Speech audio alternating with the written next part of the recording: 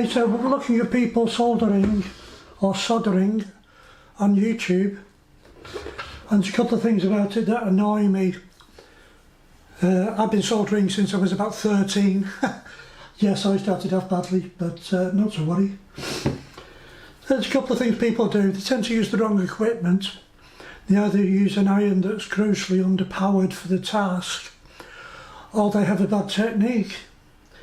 So, equipment, sure, if it's a rarity for you to be soldering, I totally get that you might want to just grab the nearest thing to hand and use that.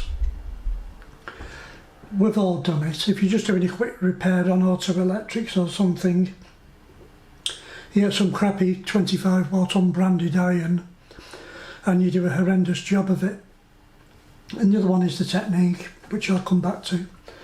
So if you're soldering quite a lot, it's worthwhile investing in an iron like this kit. It's a 70 watt iron of Chinese origin, all Chinese origin. Nothing expensive about it. I bought it off Amazon.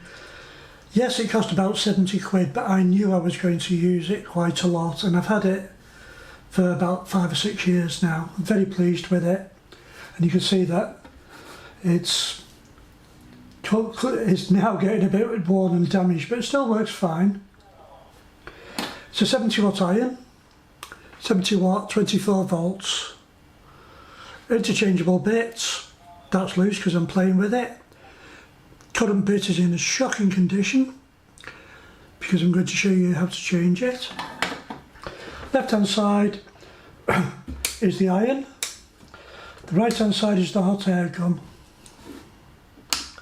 which comes into action when you lift it up, if it was seated properly in the first place. So that will very rapidly go up to 150 degrees. What's the hot air gun for? I hear you cry. I use it for heat shrink sleeving, but anything that you want heating up to make life easier, it'll do it. And the other thing that people get annoyed about is solder. So, for years we used the lead and tin solder, and that's fine. It used to solder really easily, and it's a death knell to the environment over the long term. Lead never goes away out of the water system once it gets into it. So this is 99% SN. What's SN? 0.3% gold, 0.7% copper. And the trick with this, it's also got 2.2% flux in. This is a fine one, it's 0.8 millimeters for general soldering of electronic components onto circuit boards. If you're soldering bigger stuff, you need thicker solder. You can also supplement it with flux. So if you've got something that's difficult to solder, you can put a drop of flux on. If you're doing surface mount components, this is a no-brainer. You should always use it in conjunction with the appropriate things. I'm not going to talk about surface mount components today. They're quite a complicated subject, and again, they're the bane of my life because as you get older, you can't see what you're doing with them. So yeah, this lead-free solder is trickier to solder. Why do you want a 70 watt iron if you're only going to be soldering little wires? If you only ever solder little wires, a 25 watt iron or 15 watt iron can be perfect. But there's two issues with the lower wattage irons. One is they don't get hot enough to melt lead-free solder. The other one is whenever you transfer heat into something for soldering, the temperature of the iron will drop. If the iron isn't powerful enough to bring it back up again to the melting point, you end up with the iron stuck to your work, the solder goes into a crystallised blob, and it's horrible. And I think a lot of people do this when they first try to solder stuff. Typical example is these PL359 connectors.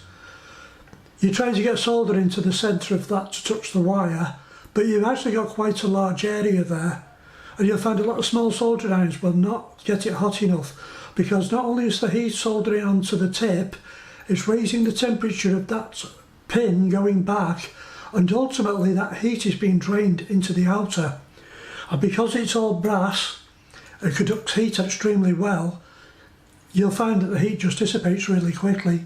So sometimes you need to use a bigger iron, you may need to turn the temperature up, and you may also need to change the bits on your irons. So there's a selection of bits, most of which are used and quite badly worn now. And that's the other thing. Once the iron starts getting black all over, you really need to clean it. And I can't do it while it's cold, but you rub it in a brass little thing like this that costs a couple of quid, and these are marvellous because it's got full of rough edges on this brass wire. It can scrub the iron without damaging the outer layer, because these bits are made of brass with a coating of iron on the outside or tin, and what you don't want to do is damage it. And over time they do get damaged. That's got a little nick in the end where it's got damaged with use. And now that's pointless. So what we need to do now is to change the bit. Do it before you start turning the iron on. So most irons are very straightforward. You just loosen that ring, remove that, check all that's clear, not dusty. Take the new bit, and that's just a general purpose, medium-sized one. Nothing technical about it. Make sure it seats on there, and if you're smart, you'll get that to line up with the direction you're going to use it, with the cable not and make sure that one's tight as well. And you should have this protective piece of rubber on for the heat. So, temperature control soldering iron. We turn it on. So it came on at the temperature I've set, which was 360 degrees centigrade. Sorry if you're a Fahrenheiter. I'm not switching to Fahrenheit. And as you can see, it rapidly approaches over 200 degrees. The first thing we must do with any new bit is to tin it with the solder. Now it's not going to work at below 300 degrees. And then the phone rang. Apparently they don't want to talk to me. So now that the iron is up to, you could probably run it as low as 340. So the second that you start doing any work, the iron will start cooling the temperature down. So if I put that onto this, and you watch the temperature, if I'm good, you should notice the temperature drop.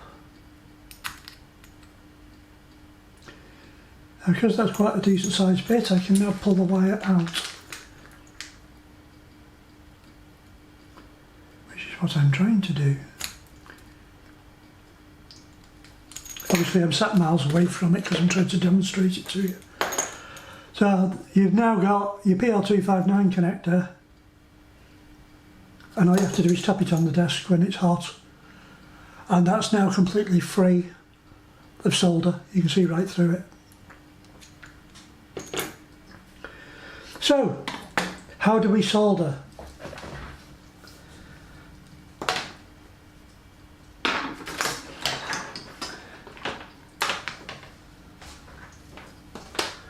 So if I want to solder a wire onto this capacitor, these capacitor terminals are quite large. So there's two down there and a common one in the middle. This is for my mag loop project.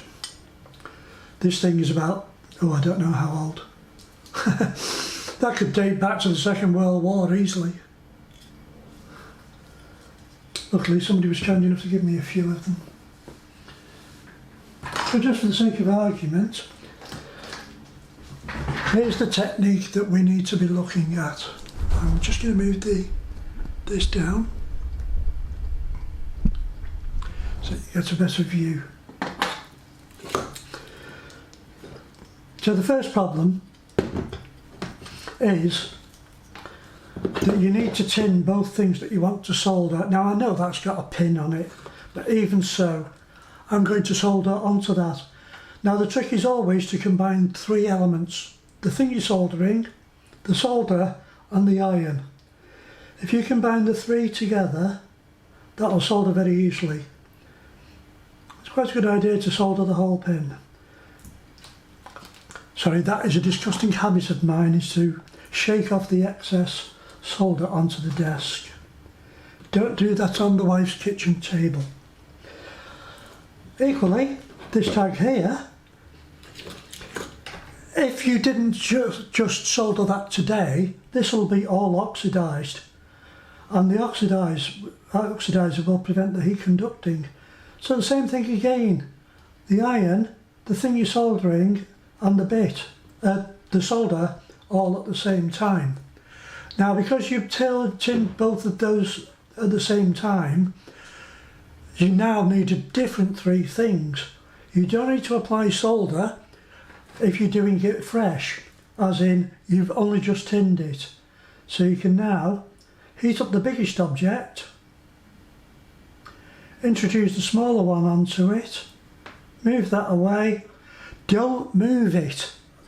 Let it cool down and you'll see it crystallise into a slightly greyer colour. And there you go. That's a soldered joint. Now, if you were doing it for something larger, you'd need a bigger bit.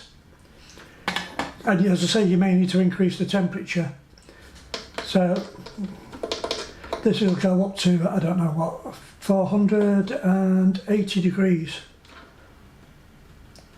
Now going berserk, obviously, because when you're setting it, it's showing the temperature it's set to.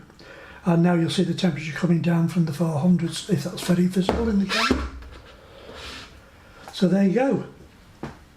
If you get something you absolutely can't cope with, you can always bring the hot air thing to heat it up first. And it's got quite a small bit on it. And if that doesn't work, you can use gas soldering irons. And they are actually very good. They're probably equivalent to 100 watt. This isn't one, and there's no gas in it as far as I know, but I have used this for soldering onto larger objects, and you light it. And the other one, which is a bit more vicious, and this is a general modelling gun. There we go, there's a little flame in there, and that will heat it up quite happily.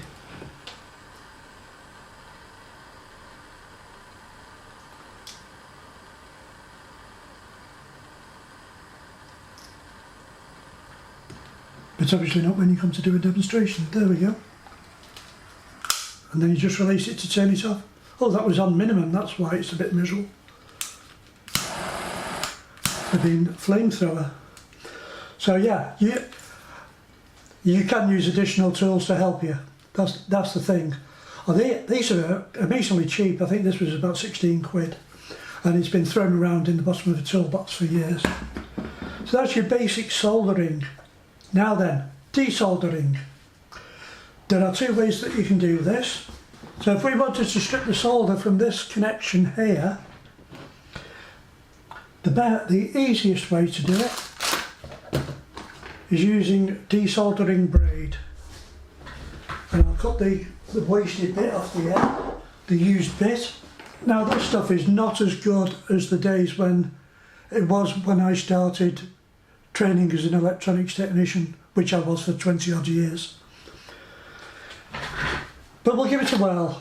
Now, it may seem counterintuitive, but the first thing you want to do when you want to desolder a connection on a circuit board is to apply some fresh solder and heat it up.